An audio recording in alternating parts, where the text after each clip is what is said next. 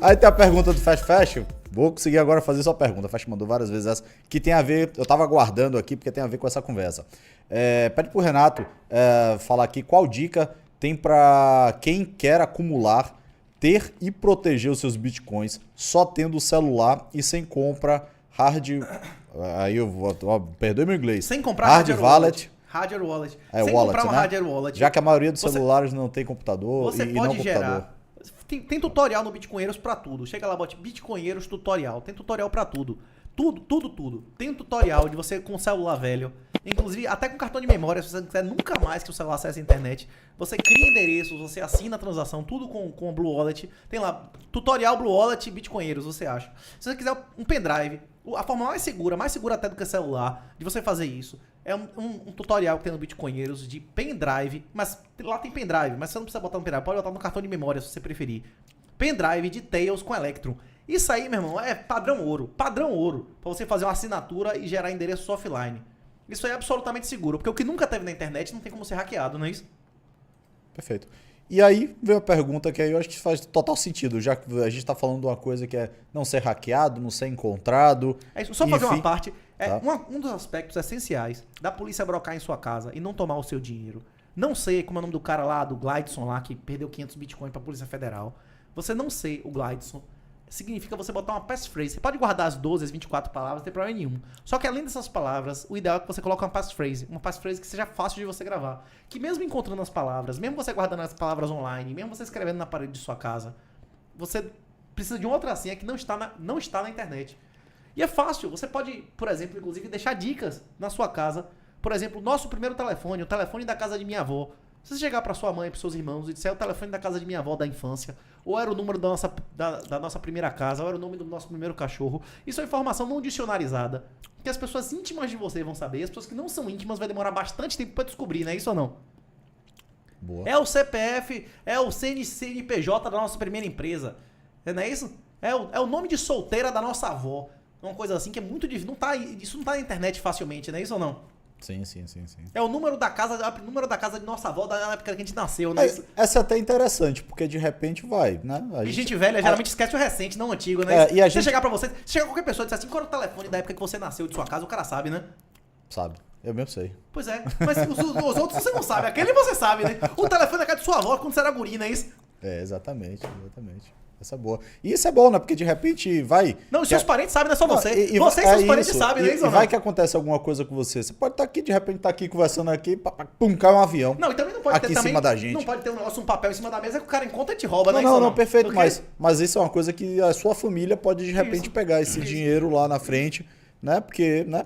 Enfim, você pode ter tido algum problema. Não pode ser fácil do cara chegar lá e encontrar e também não pode ser difícil de ninguém encontrar, não é isso ou não? Tem que ser uma coisa intermediária, não é isso ou não? E aí, assim, quando a gente fala isso, a gente tá falando também de mobilidade, né? Aí tem uma pergunta aqui do Duarte, né? Que pergunta pra você, quais as vantagens de se ter um passaporte europeu?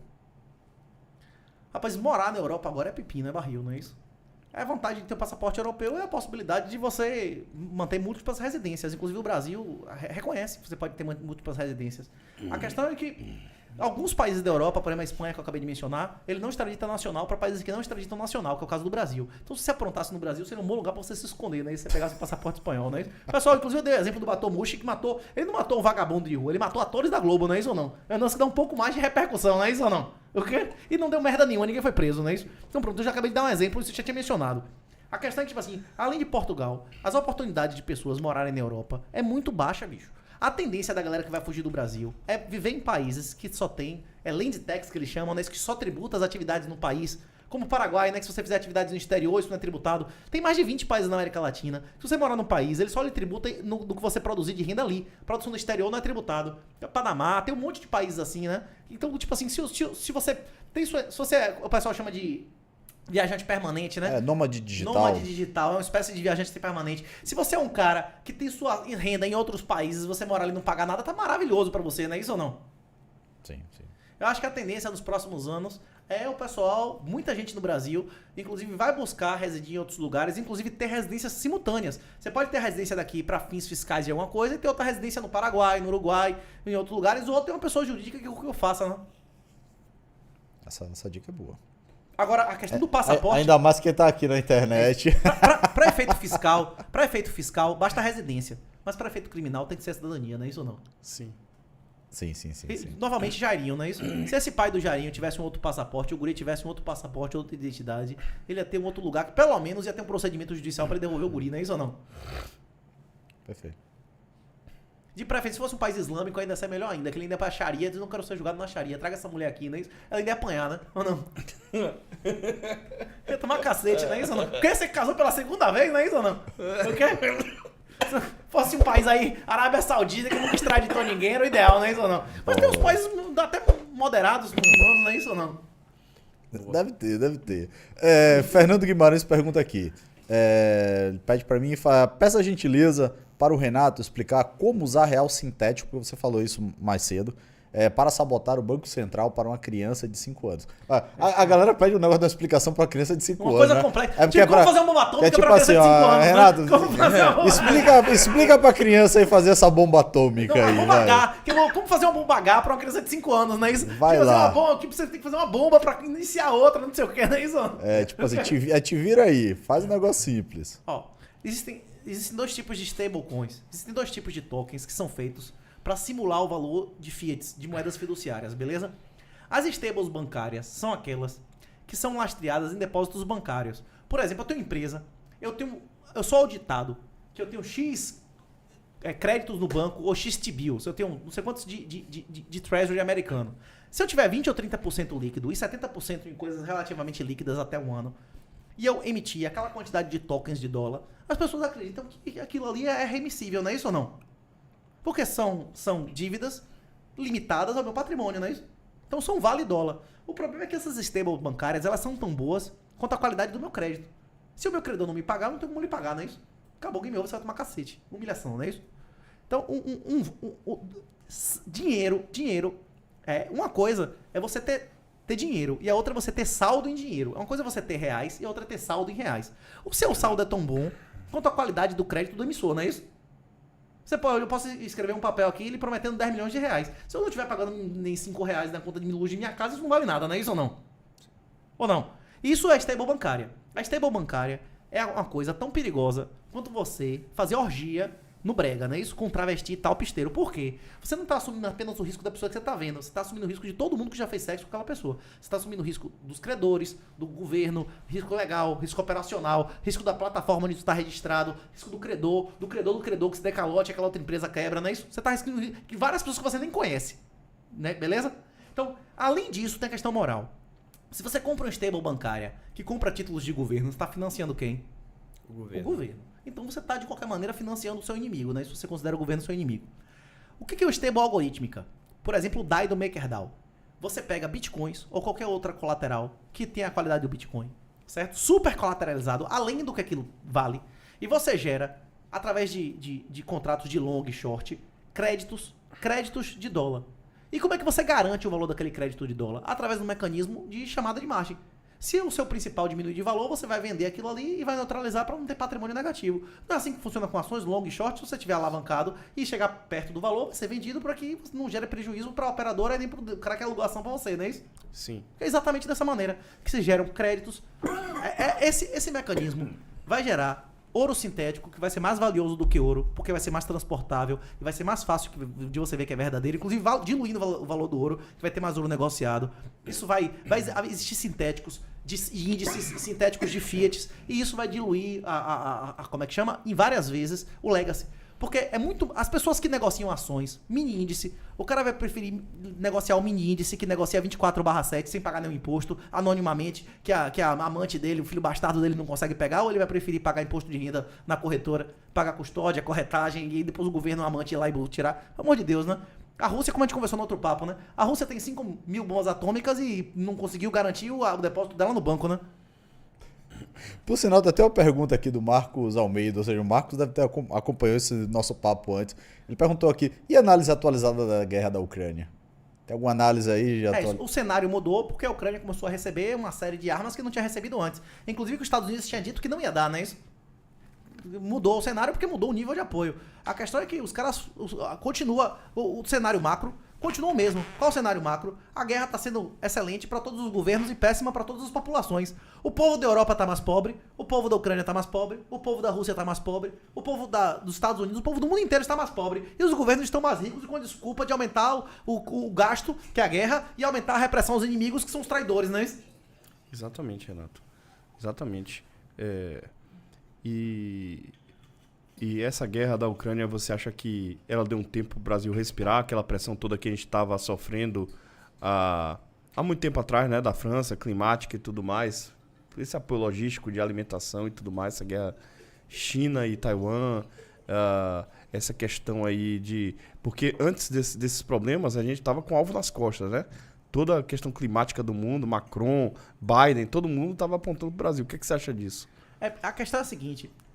os Estados Unidos hoje estão na posição mais vulnerável da história. Eles estão praticamente implorando para a China começar a guerra do mato da China. O depósito de diesel dos Estados Unidos nunca teve mais baixo em 40, 50 anos. E a guerra é tudo movido por combustível, não é isso ou não? Eles estão queimando as reservas estratégicas publicamente para baixar o preço da gasolina e tal, por causa da inflação do Mediterranean Electric já tá no meio aqui. Um monte de gente já votou, não é isso? Tanto no Vietnã, os Estados Unidos venceu, fez acordo em Paris em 69, e depois os vagabundos lá à esquerda ganhou o Congresso. O comunista desrespeitou e levou a guerra. E na Coreia a mesma coisa. Teve a guerra da Coreia, fez o acordo, aí a esquerda ganhou e subverteu os Estados Unidos e aí o comunista atacou de novo. Esses caras nunca cumpriram palavra na história da humanidade, né? Essa palavra de comunista não vale nada, né? A realidade é que pode acontecer uma guerra no mar do sul da China. Ela deve acontecer. E quanto mais demorar, o número de pessoas jovens na China vai diminuir. Inclusive, Jorge Soros disse que a China mente uma população do Brasil da China, né? A China alega que tem 38 milhões de homens a mais, a Índia alega que tem 50 milhões a mais, e Soros diz que é muito mais, que é mais de 50 milhões de homens a mais que na China. Hoje, lá, oficialmente, números oficiais, some 1 milhão de mulheres e crianças, e a maioria para ser escravo sexual no porão de alguém. Não é incomum pegar alguém com gang chain, com corrente no pescoço e língua cortada e dente arrancado, porque se você morder sua língua, você pode se matar, né? É isso que acontece. Isso é a consequência da ação estatal. A ação estatal é demoníaca, e a China é a prova disso. É isso que acontece. É escravidão, é morte, o cara vive numa sociedade que tem dezenas de milhões de homens mais do que mulher. É complicado. Foi o que a gente conversou. A Europa se beneficiou demais com a guerra da Ucrânia. Os países da Europa receberam escravos novos, receberam mulheres e crianças. Se for hoje em qualquer país europeu, você vai ver um monte de criança na escola que não tinha. Portugal, esse ano, depois de 13 anos, a população diminuindo, vai subir com os refugiados. E cada ano que a guerra continuar, a Europa vai continuar recebendo mais escravos, não é isso? Agora, a Rússia, essa semana, esses últimos 30 dias, tá destruindo a infraestrutura de energia. Se você for um idoso, você tava em Kiev de boa até mês passado, você vai ficar subindo 10 andares de escada e levantando balde de água? Você vai querer cair fora de lá, não é isso ou não? Eles estão pressionando para diminuir a população no país, para receber, para a Comissão Europeia receber os escravos. E agora, a elite da Europa está indo morar nos Estados Unidos. Se a BASF não tem mais como manter nenhuma indústria na Europa, eles vão mandar as indústrias para onde? Para onde tem energia barata. Os Estados Unidos tem gás ocioso, não é isso? Mineração de Bitcoin tá bombando no Texas, que eles estão queimando gás que não tem pra onde mandar, não é isso? Esse negócio de, vai vender gás americano para os Estados Unidos. O processo de gasificação e regasificação é mais caro do que o gás. É dezenas de vezes mais caro que o gás. O gás da tubulação, que era como o da Rússia, rapaz, é dezenas de vezes mais barato do que fazer um processo desse, né? É porque você tem que congelar o gás, comprimir ele e depois descongelar. Isso é um negócio caríssimo. Mas você sabia que tem chegado a cada X meses aqui no Brasil, vem chegando um navio sempre com esse gás, porque você tá... enfim, a Petrobras tem comprado mais barato gás para gaseificado, enfim, do que o próprio gás que ela produz aqui. Da onde? Bom, exatamente qual é o país, eu não sei. Mas da onde que tá vindo esse gás? Porque o Brasil geralmente compra gás pra caramba da Bolívia, que é do gasoduto, que não precisa de nada. Não. E isso já tá lá. É porque assim, a China... mas tem comprado gás em navio. A Rússia tá vendendo pra China e pra Índia esse gás através de tubulação, e esses países vendem pro resto do mundo. Compram com desconto e vendem pro resto do mundo. Pode ser isso. Pode ser isso. Mas isso chega com frequência aqui. Inclusive o Brasil é um dos poucos países do mundo que o gás, ele proporcionalmente em BTU, é mais caro do que é mais barato que a energia. Tanto é que você chega em qualquer lugar do mundo, você não encontra bujão de gás. Ninguém é raríssimo você ver um país que o cara chega e liga, é mais barato você usar o forno indução, né? No Brasil, o brasileiro ainda tem costume de usar o gás diretamente para ser fonte de energia, né? Mas porque ele ainda é mais barato do que a energia, né? É isso. Existe energia elétrica. no Brasil, na maioria dos lugares do mundo é mais barata a energia elétrica, né? Tem uma infraestrutura de... É isso, aqui não, né? Aqui a energia elétrica é mais cara. É isso. Até no Paraguai é muito mais barato um fogão elétrico do que a gás, né? Sim. Verdade. Aí aproveitando aqui, já que a gente tá falando dessa coisa, teve até uma mensagem aqui interessante, né? Falando que se você sabia que lá na França vai ser taxado quem tem piscina. Ah, já teve isso, inclusive. O Estado fez uma aliança, o Estado fez um convênio com o Google, com várias empresas e tal. Eles descobriram 70 mil piscinas ilegais, meteram multa na galera. Isso é um dos aspectos também da curva de Laffer. Os governos, quando entrarem em erosão tributária, eles vão ter que utilizar qualquer meio que tiver à disposição deles para começar a arrecadar mais. E um meio fácil é multar, meter multa nas pessoas e impor sanções, não é isso? Perfeito. Isso é mais uma prova de que não existe propriedade imobiliária. Propriedade é o exercício pleno dos direitos de propriedade. Se você tem que pagar para ter uma coisa, essa coisa não é sua, você é um locatário daquilo, não é isso? Sim. Na hora que a Constituição... O pessoal, porque agora, como é o nome dele, o ministro lá, aboliu propriedade imobiliária. Não, a Constituição de 88 aboliu propriedade. Na hora que ele disse que a propriedade era função social, que o limite e o fundamento da propriedade é a função social. Função social é a opinião do governo. Então a sua propriedade só existe se o governo concordar. Já não é propriedade, né? Já é qualquer outro nome. É um direito, não é propriedade, né? Você compra o direito do uso enquanto eu achar condicionado à minha opinião. E aí você paga direitinho o aluguel. Enquanto você me pague todo ano o seu aluguel. Direito de uso enquanto você paga chama aluguel, não é isso? Exatamente. Perfeito. Tem uma sequência de perguntas aqui. Eu vou sintetizar elas e elas são bem interessantes. Primeiro é do King Unbox e tem a pergunta do Thiago da Silva. Primeiro que o King fala aqui que ele vive de fundos imobiliários.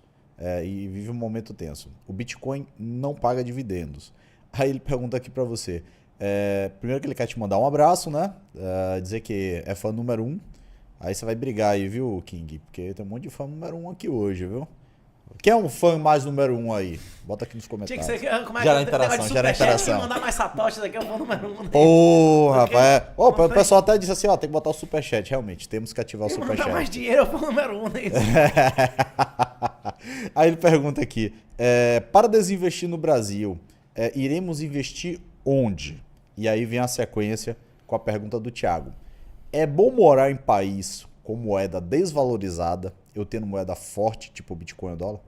É isso. O mundo ideal é você ter sua renda em moeda forte, seu patrimônio, e ter seu gasto em moeda fraca. Tem muita gente com dinheiro indo morar em Cuba e indo morar na Argentina.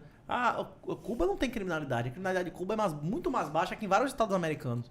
É vantagem. A questão é que você está vivendo um monte de pessoas miseráveis, tudo para você vai estar muito barato, não é isso? Hoje na Argentina, quem tem renda em dólar está vivendo mal? Nem um pouco. Mandar seu filho estudar na Argentina é quantas vezes mais barato do que você paga 15 mil reais pro menino fazer medicina aqui? É ruim? Você mandar agora tá maravilhoso, bicho. Você com 1.000, 2.000 reais por mês, tá maravilhoso estudar na Argentina, não é isso ou não? 2 mil reais passa bem lá e pagando a faculdade de medicina. É melhor você pagar 15 pau aqui na faculdade, aqui no Lauro de Feito de Salvador. É 15 pau, velho. Não é isso ou não? E vem cá, você vai dizer pro guri, bicho, você não vai estudar pro médio curso? Se você não passar aqui, melhor ainda, eu vou te mandar pros Estados Unidos, você vai fazer os steps, não é isso? Você vai ganhar um quíntuplo do que o médico no Brasil, não é isso ou não? Quando eu fiz faculdade, em 98, eram 3 faculdades de medicina, agora são mais de 30 na Bahia, não é isso ou não? E essas 3 mais que dobraram as vagas. Nos Estados Unidos não aconteceu isso. A última faculdade de medicina que abriu nos Estados Unidos foi em 47, bicho. 1947. Se eu fosse fazer faculdade de medicina, era capaz de fazer no exterior pra fazer os steps, né? Isso pra meter bronca nos Estados Unidos. Mas voltando, o problema do FI são 3. O problema primeiro do FI é que o FI conta com a isenção tributária que pode cair a qualquer momento. Especialmente com o governo que vai querer arrecadar mais de qualquer maneira. Se cair a isenção tributária do FI, automaticamente o valuation dele vai cair quanto, Arão? Olha, vai cair bastante, mas essa isenção tributária é relativa, porque o fundo de investimento imobiliário, na verdade, eu acho pior do que a ação, porque na venda da ação você paga 15% de imposto de renda, no fundo imobiliário você paga 20%. Mas não, mas o que compra outra geralmente coisa isso quer morrer com aquilo, não é isso ou não? Mas você tem a isenção tributária, mas a ação também tem isenção tributária no dividendo. Na venda de ação. Na mesma coisa. A isenção de venda de ação também se aplica à venda de FI, não? E se aplica. Agora é o seguinte também, outra coisa também no fundo imobiliário é o seguinte, basicamente um fundo imobiliário de tijolo, aquilo ali é o imóvel. Imóvel perde pra tudo, perde pra inflação, perde pra tudo. Perde pra tudo. Você bota qualquer imóvel aí no IPCA, agora você bota aí em 20 anos, tá? Pra ser honesto no período aí, em 10 anos, em 20 anos, qualquer imóvel que você mora aí, você corrigir, você vai ver que ele vai empatar com o IPCA, no máximo, mesmo com todo boom imobiliário. Então, assim, fundo imobiliário vai ficar pagando aquele dividendo ali e vai ficar estagnado para sempre. Não é como uma empresa que ele produz, cresce, se multiplica, você corre o risco, mas você tem a possibilidade de crescimento. Fundo imobiliário, você tá ali estagnado a vida inteira. Se você... Correndo risco da porra de volatilidade. O primeiro problema não gosto, é que o vendedor, o cara que vende o imóvel, o cara que vende o FI, ele tem interesse de supervalorizar ou supervalorizar o imóvel. Normalmente Supervalorizar. é ultravalorizado os imóveis. Na hora que ele faz Certo? a gestão, ele faz a gestão para defender o interesse dele ou seu. E ainda tem o terceiro fator, que é a questão da isenção de imposto. Se você quer fazer uma renda fixa, eu recomendo severamente que você pesquise operações de cash and carry na Deribit, cash and carry na BitMEX, que você consegue tranquilamente 2 dígitos em dólar. A questão é que você tem que diversificar. Existe um risco enorme de custódia em todas essas operações. E agora você está em dólar sintético, em lugares desse, fazendo um rendimento de 2 dígitos em dólar, é uma alternativa que eu considero de menor risco do que um FI específico qualquer. Agora, do mesmo jeito que você for fazer uma carteira de FI, você não vai comprar um só. Do mesmo jeito que você for fazer uma carteira dessa diversificação, você não vai usar uma carteira só, né? Uma plataforma só, né? Bom, pra dar uma amenizada aqui no papo, e eu não sei, porque também você tem muitos seguidores fora da Bahia, né? Então talvez não entenda o conceito quando você falou brega. Perguntaram aqui, Renato, explica o que é um brega. Um puteiro, né? Mas disse que se as minas são bonitas, brega não é brega, é chique. Pessoal, é muita onda, viu, velho? Foi um exemplo que eu dei pra dizer que uma coisa é imoral. Estupro é uma coisa imoral, todo mundo concorda, né? Isso que estupro é uma coisa imoral. O marido estuprar a mulher é igual o marido estuprar o filho? Não é igual, não é isso ou não? O marido estuprar sua esposa... Mas tá tudo... Não, mas tá tudo na lei do Antigo Testamento, o marido tem direito sobre o corpo da mulher. Inclusive aqui no... Se você considerar o casamento de Jesus, o casamento mesmo que tá na Bíblia, o casamento lá do Antigo Testamento ou do Novo Testamento, o homem tem direito sobre o corpo da mulher. Então, tipo assim, isso não sei, nem existiria esse estupro, Renato, não é isso ou não? Você não tem direito sobre o corpo do seu filho, não é isso ou não? Inclusive antes do... Acho que no Código Civil Antigo também, existia. o homem tinha direito, não era estupro. Eu fiz um trabalho desse na minha faculdade, mas como tem muitos anos, eu já me esqueci. Mas tem várias coisas. Antes não era estupro. Tem várias coisas e depois mudou. Que existia, por exemplo, antigamente, quando você casava com a pessoa, suspendia o processo de crime de estupro, não é isso? Você lembra disso? Quando você casava com a vítima, acabava o processo de estupro, você lembra? É verdade, tanto que várias pessoas casavam pra... Eclesiástico 22. Inclusive, a Eclesiástico 22 nos lembra que a falsa acusação de estupro é o dobro da pena do estupro, que é exatamente... Bolsonaro fez uma lei de defesa às falsas acusadoras de estupro. Existe lei hoje, Mariana Ferrer, em vez de Mariana Ferrer, tá na cadeia, não é isso? Pois é, por isso que quem votou em Bolsonaro serviu ao demônio. Já que a gente tá falando... Já que você falou de casamento, aí tem a pergunta do Vod Dark aqui, que é assim, Renato, você acha imoral casar no regime de separação total de bens? Não, qualquer contrato que ambas as partes, como é que chama? Reconheçam e concordem, é moral. A questão é que o casamento no direito brasileiro não existe mais. O casamento bíblico, tanto o judeu quanto o muçulmano, o cristão, tanto do antigo quanto do novo casamento, eles não são legalmente possíveis hoje no direito brasileiro. Você não tem como casar naqueles termos que está escrito ali, nem contratual, nem o direito brasileiro não reconhece.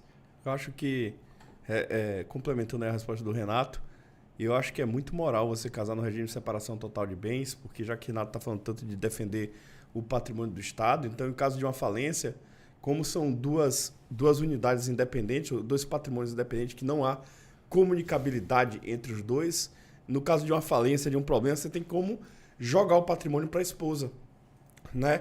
Obviamente blindar você vai usar... coisa, não levar alguma coisa. Então, é uma forma de... Porque quando você casa na comunhão parcial de bens, por exemplo, assim, eu conheço vários casais que um faliu e acabou contaminando o outro junto, porque há uma interseção entre os patrimônios, né? Então, você imagine 2 conjuntos, 2 ciclos, então há uma interseção ali na comunhão parcial. E quando é na comunhão total, é um único conjunto, um único círculo, né?